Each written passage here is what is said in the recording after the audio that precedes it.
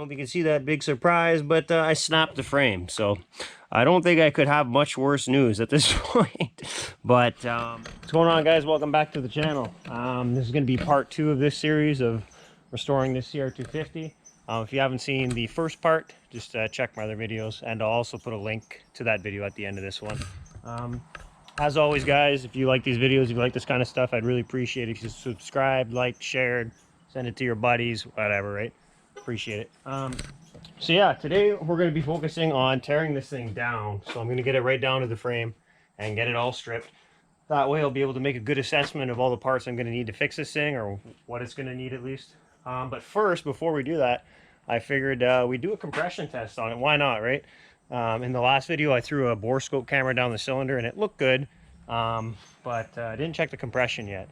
Like I said, regardless, it's going to be coming apart, but might as well check it, right? Why not? We're already here. So I've sprayed all the bolts on this bike a few times over the last week, everything with PB Blaster, because I know a bunch of this is going to be really hard to get off. Everything's rusted, seized. It looks like it's been sitting outside forever. So but like I said before that, let's do a compression test on this thing, and let's see what she's got. All right, so this might be a little awkward to film and kick this thing over at the same time, but I haven't touched it yet. It is at 0. Last week I also forgot to mention I put a little bit of oil down the cylinder and spun it over a few times just to make sure everything was oiled up.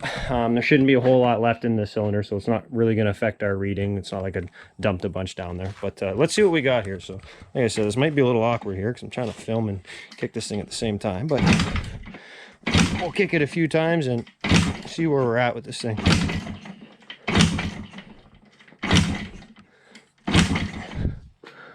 We're at 135-ish. You know what? That's honestly better than I thought it was going to be. That's decent. Once we tear it apart, we'll look and see how the piston looks and how the cylinder looks, see if there's no scoring or anything. But if everything looks good, if I can find a set of rings, we might even be able to just get away with re-ringing it. Because honestly, 135 is not even that bad. Like, it might be slightly low, right? A little lower than it should be. It's not like it's fresh, but 135 is pretty decent. Like, I'd be okay with a re-ring as long as everything else looks good. So yeah, you know what? We'll get this compression tester out, and I'll probably start a time-lapse video now. If I see anything funny along the way, anything messed up, I'll stop and film that. But you know what? Let's start getting this thing torn apart here.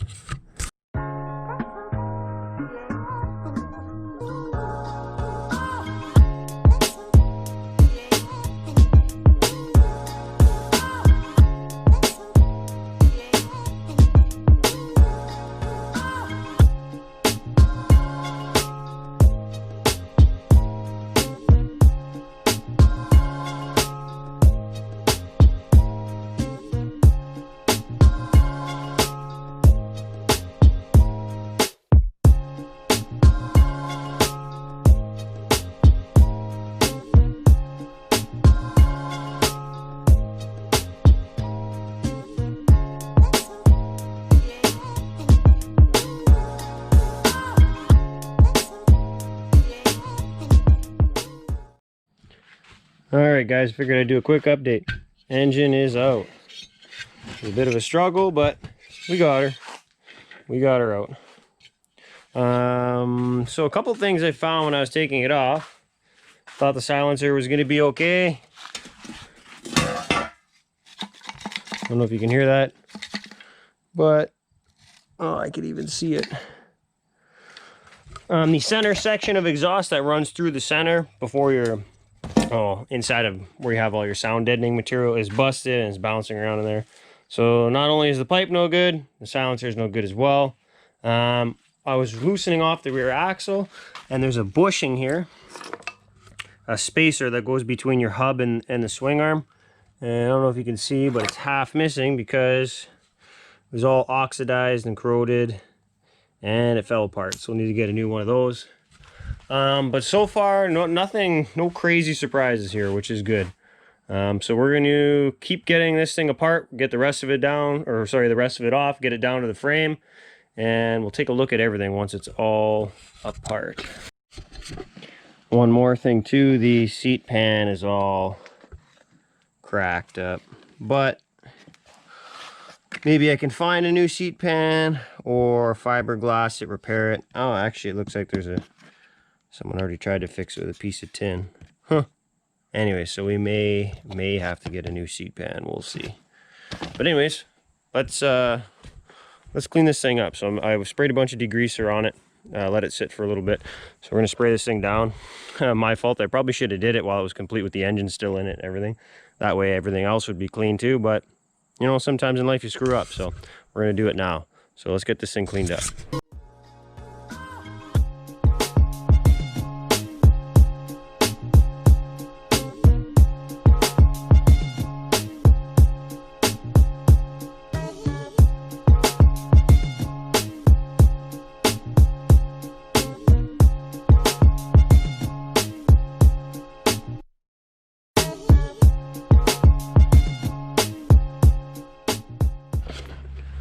Alright, so she's a lot cleaner than she was. There's still some spots I'll have to probably get off by hand, but it is a lot cleaner.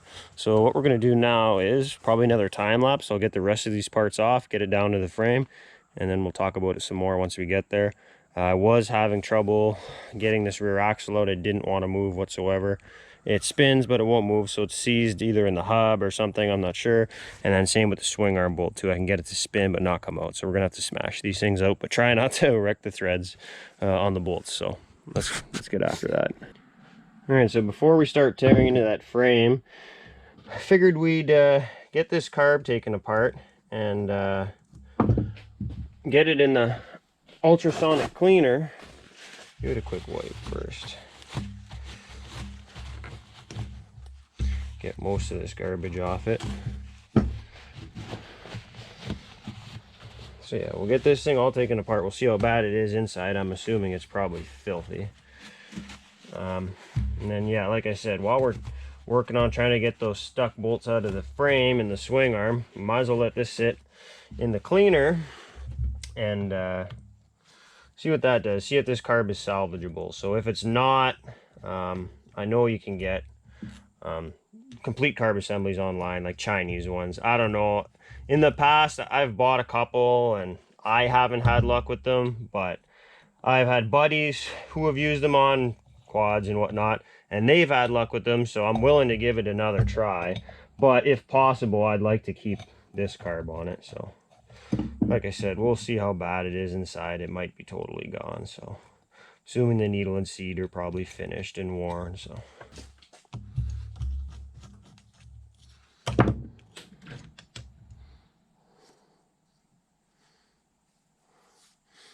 yeah, everything is pretty stuck. Main jet's pretty clogged. What size is it?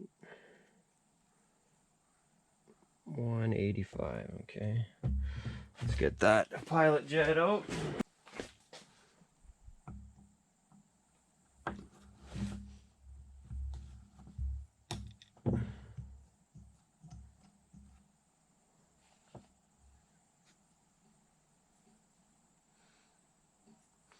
So what we're going to do first, before I throw it in there, I'm going to blow all the ports out, blow all the jets and everything out with a compressor first, just to get the majority of the gunk out of here. That way the ultrasonic cleaner doesn't have to work as hard. Alright, so I bought this cleaner a couple years ago, and when I bought it I screwed up and bought one that's too small, so carb doesn't really fit. It'll kind of fit in. No, it won't even fit in on an angle. Oh well. We got all our jets in there anyways. We'll let those sit for a bit. Maybe, let's see here. I can kind of get the bowl to fit. Well, this might be a total waste of time, but we're gonna let this sit for a bit. I'll keep flipping it around to get different sides of it since it doesn't fit properly, and we'll come back to this after. Alright guys, so I haven't filmed much of pulling the rear tire and axle out because the axle was seized. I had big time troubles getting it off, so I was struggling for a bit, so I figured I wouldn't bother filming because it'd be pretty boring. I've seen in the last videos, this is the spacer on one side. This is good. The one on the opposite side here, crumbled apart. The axle was seized to this. I was able to vice grip this, clamp it in place, and spin the axle with an impact to break it free from here. But no matter what I did, I heated it, I smashed it with a hammer, a big sledge. I could not get that axle through. And it was because the axle, I originally thought it was seized inside the ID of the wheel bearings, but it's actually seized to this collar that goes on the, I believe it slips in the brake drum. Anyways, I have it on my press here, and I've been pressing it, and it's a big time seize. It's coming, but as you'll see here, it's really seized. So it's moving a little by little. I think I'm going to get it though. But add a rear axle to the list of parts I need since I had to cut it. The swing arm bolt is also causing me a lot of trouble. I can't get it out. I'm trying to avoid cutting that one. But we'll see. If I get the front end off the frame and the shocks off, everything off, so I get it just down to the frame and the swing arm, I'm hoping I could somehow fit the whole frame and swing arm in my press and try to press that out. So we'll see. But let's get that collar off that rear axle first, and then we'll work on this swing arm bolt here.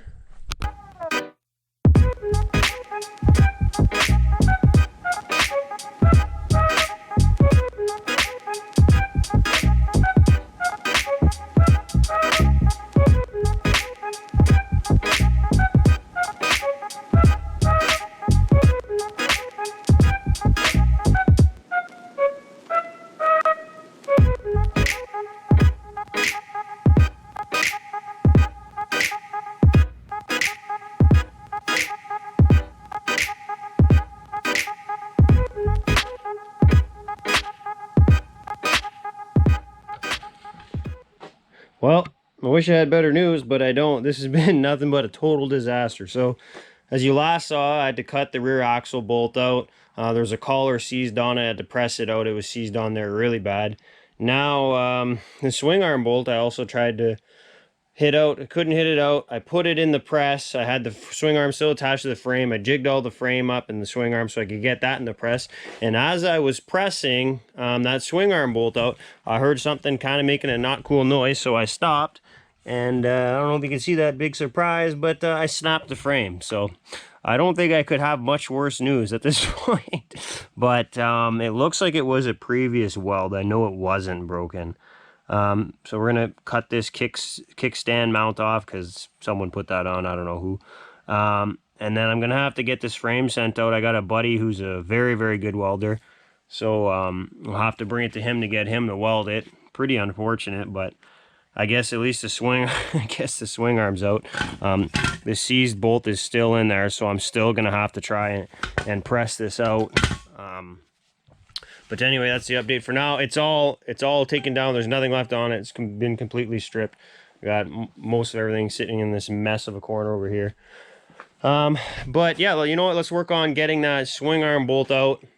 I wanted to try and sand and paint the frame today, but it's not going to happen now that I have to get it welded anyways.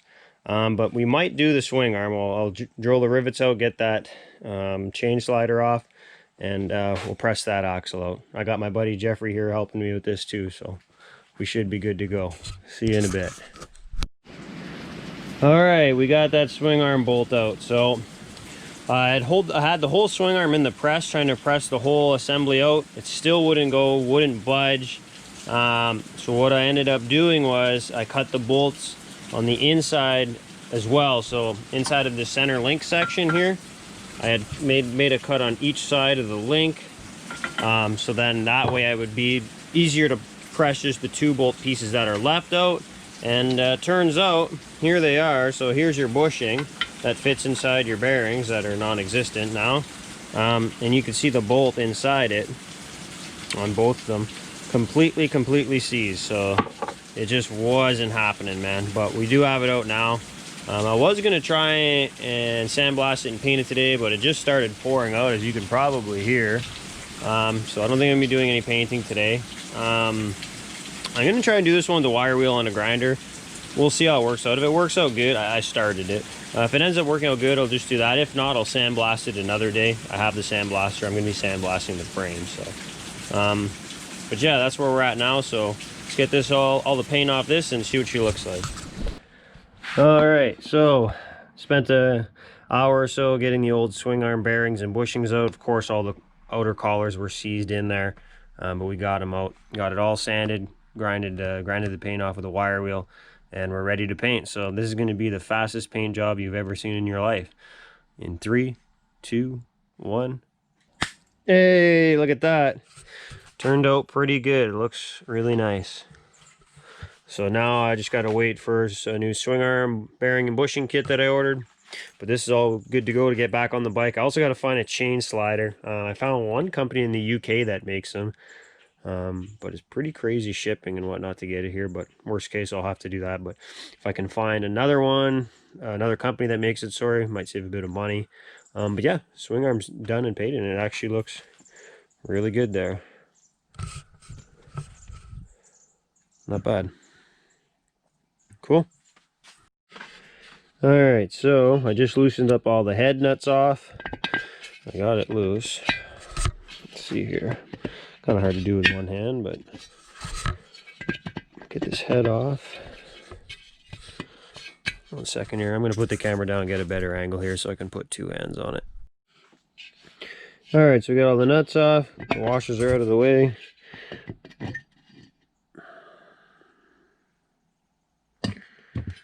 There we are. Really doesn't look that bad. I was kind of hoping there were some markings on it. I know Wiseco marks their pistons and stuff. I was kind of hoping there was markings on it so I can try and... Oh, there is markings. Okay. Give me a second here. I'm gonna clean this top of this up here. But first, you know what? Let's take a look at the cylinder wall here. Looks good there. There's one little scuff here.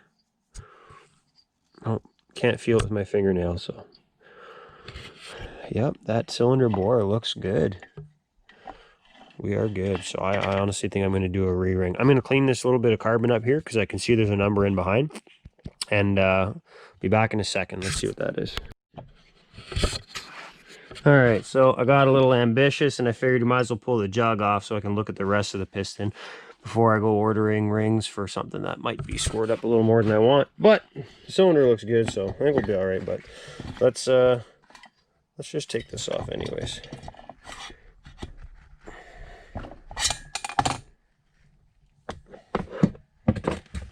There we are. Oh, you know what? Well, no, it's not bad. There's a little scuff here. I can kind of feel with my fingernail. I'll have to think about that. I don't know. Maybe we'll just put a new piston on it. But the rest of it looks okay. The rest looks okay, and the cylinder looks okay as well. So at least if I go a new piston. Actually, you might not be able to tell on the camera, but it must have been a somewhat recent rebuild because you can still see the crosshatch in the cylinder wall. So it must be somewhat fresh. It can't have too many hours on it. Anyways, so I think that's going to be it for this video. There's not much else I can really do until I get more parts, right? I'm kind of at a standstill now. So we'll see. I might end up doing a piston kit on that. I don't know yet. But yeah, that's it for now. Like I said, if you guys like the stuff, I'd appreciate it if you subscribed, liked, shared, send it to your buddies if they're into this kind of stuff. I'm going to be trying to put out one of these videos every week on this, but it really depends on when I get the parts. And lately shipping's been really bad. It's been taking weeks to get anything, so I might not be able to do it, but I'll try. But anyways, that's it for now, guys. Stay tuned. Thanks.